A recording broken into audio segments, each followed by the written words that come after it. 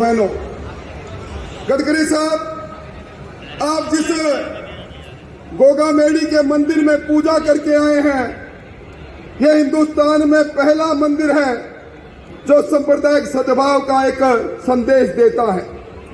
यहाँ एक पुजारी हिंदू है तो एक पुजारी अल्पसंख्यक भी है।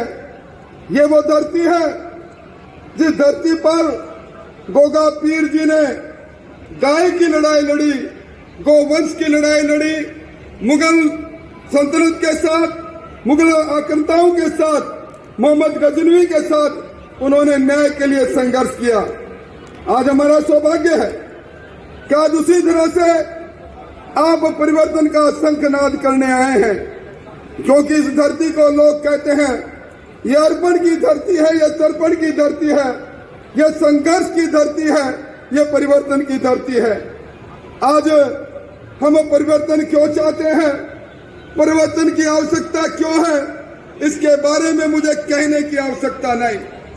यह वो इलाका है जिसे राजस्थान का कटोरा कहा जाता है। पूरे 4 साल 8 महीने यहाँ का किसान टकटकी लगाए हुए अपने बर्बाद होते किसान अपने खेत को देखता रहा, सिंचाई के पानी से महरूम रहा। यहाँ का किसान इस बात से हैरान और परेशान रहा, एक तरफ राम रूस गया, बरसात कम होती है पर राज भी रूस जाता है, बिजली को लेकर हाहाकार मचा हुआ है। जिस प्रकार की हालात है आज किसान, जब हमारे प्रधानमंत्री जी ने किसानों को सुरक्षा चक्र दिया, प्रधानमंत्री फसल बीमा योजना का सुरक्षा चक्र दिया, यहाँ की सरकार बीमा कंपनी के साथ गठजोड़ करती है, क्रॉप कटिंग के लिए सैटेलाइट का फार्मूला लेकर आती है और हजारों लाखों किसानों को उनके मुआवजे से महरूम कर देती है। यह वो धरती है जिस धरती के सूरजाराम कड़ेल ने सरकार के उस कर्जे के माफी की बात को स्वीकार करते हुए, जब कर्जा माफ नहीं हुआ तो उन्होंने वीडियो में ये कहा कि सरकार के मुख्यमंत्री जी, आपने कर्जा माफी की झूठी बात क्यों की? मैंने मेरे महरूम पिताजी को कहा था कि मैं मेरी जमीन को बिकने नहीं दूंगा। मैं आपके मुगालते में आया और 1 2 3 करके परसों मेरी जमीन नीलाम हो रही है और उन्होंने अपने जिंदगी को खत्म कर लिया। कभी सोहनलाल, कभी सुरजाराम, और भाई सतीश जी सही कह रहे थे, राजस्थान के अंदर कर्जा माफी की बात कही पर 19,000 किसानों की जमीन नीलाम हो गई, 1,24,000 किसानों के खाते एनपीए हो गए। मुझे तो आश्चर्य हुआ। इस बार विधानसभा के अंदर मुख्यमंत्री जी संकल्प लेकर आए कि राष्ट्रीयकृत बैंक केसीसी के आधार पर जिन किसानों ने लोन लिया, जिन किसानों को हमने वादा किया था दिसंबर 2018 तक का लोन माफ करेंगे, अब वो लोन हम माफ नहीं कर सकते।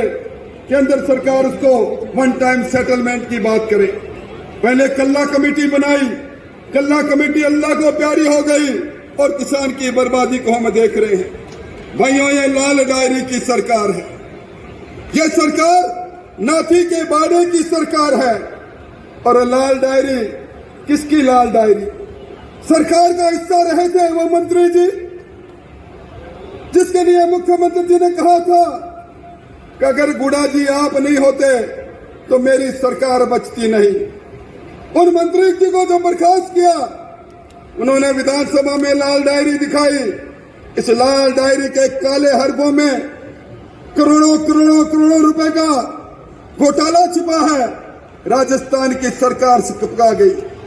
यह वही सरकार है जिसके नाथी के बाड़े ने यहाँ के नौजवानों को, अरमानों को तोड़ने का काम किया। और उसी कारण से आपके मंदरपुरा का वो कन्हैया लाल पारीक, आपके इसी इलाके का कन्हैया लाल पारीक, 2nd ग्रेड के अध्यापकों के परीक्षा रद्द होती है, पेपर लीक होता है, बाबूलाल कटारा पेपर को बेचता है।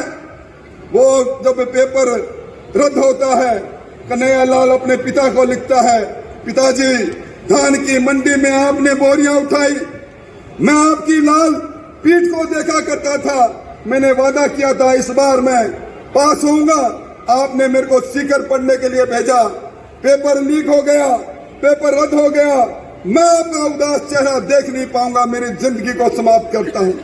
क्या ऐसी सरकार, जिस सरकार के समय में यहाँ का नौजवान बर्बाद हुआ, ये चिट्टा का व्यापार कौन कर रहा है?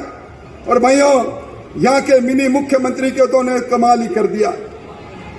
कामरेड बनकर गए थे विधानसभा में और हाथ का निशान पकड़ लिया।